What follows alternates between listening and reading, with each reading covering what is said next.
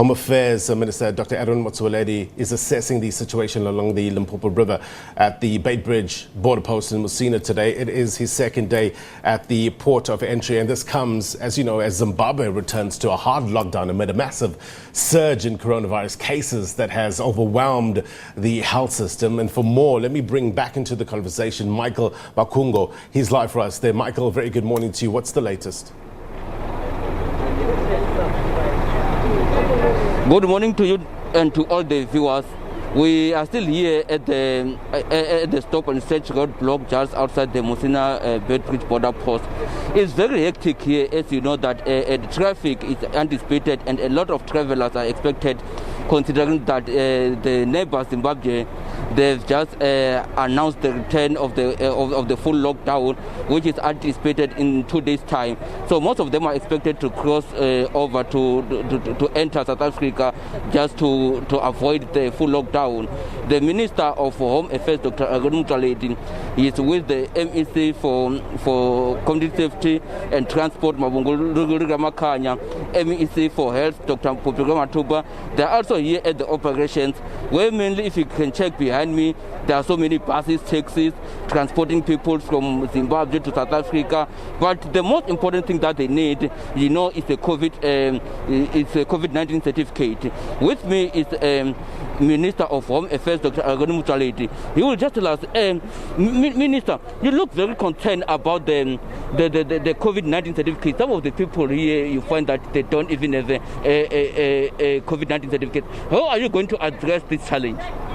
Well, look, there are two important documents here. It's not only COVID-19, it's also a passport. No human being anywhere around the world is allowed to cross a border into another country without a passport. So that's also important.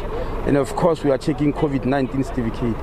Of course, we are worried. We announced it before that we have heard rumors that there are people who will come with fraudulent certificates, and we found them.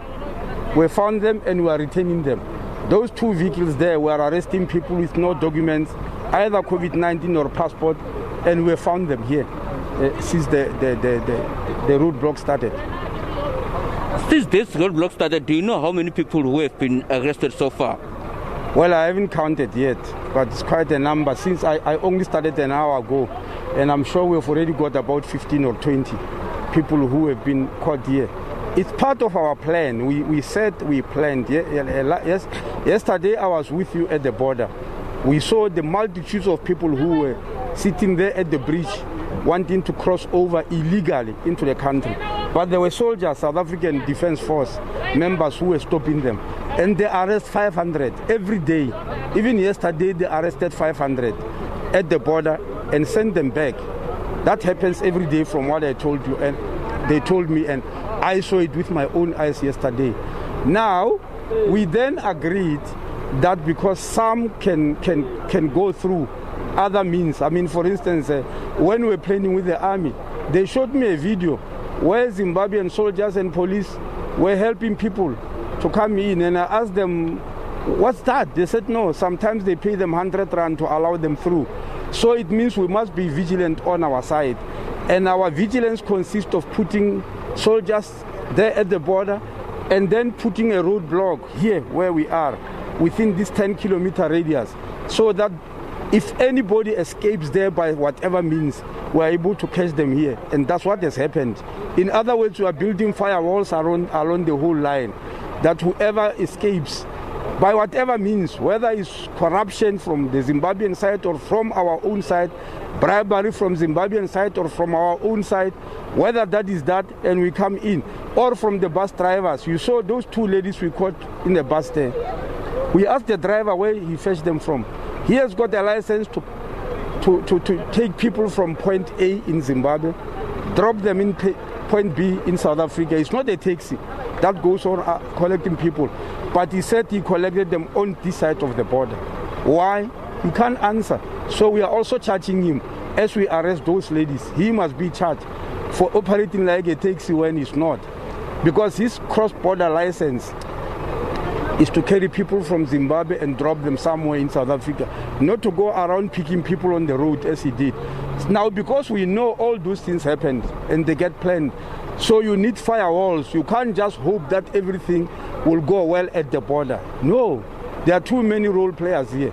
For instance, that driver might be lying.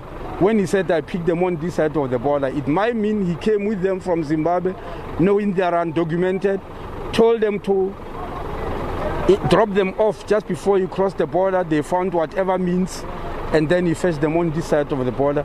That's why we arrested them.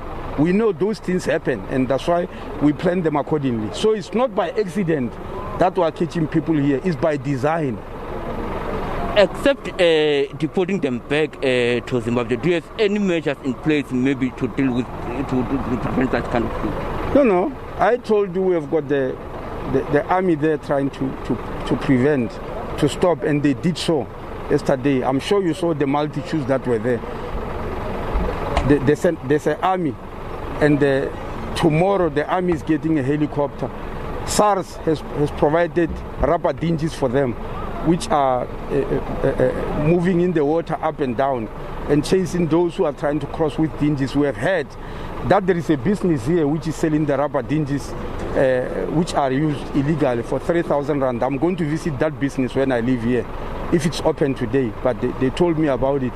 So now we're also aware that the Border Management Authority is being enacted. The acting commissioner of the Border Management Authority has just started work on New Year's Day, on Friday. He's here with us to check what's going on, so that when we leave, the Border Management Authority must try to do this work. It's only that it will take time for it to work fully, to be fully operational, in other words. But those are some of the things they're doing. Tomorrow, when the army gets the helicopter and a fixed wing, they'll be running around, and SARS has just ordered drones. We don't know where they are coming. We'll also be using drones around the border. We understand your day is not ending here today. You are still going to the borderline between Zimbabwe and South Africa. What are you going to do then? Well, they are going to show me the loopholes in the system. What happens? As I told you, I've seen videos where soldiers from the other side are actually helping people to cross illegally. I want to see it live. When we move around, we are going to drive up and down the borderline. Tomorrow, if the opportunity allows, I'll get into the helicopter with the army and move around the border and see what's happening there.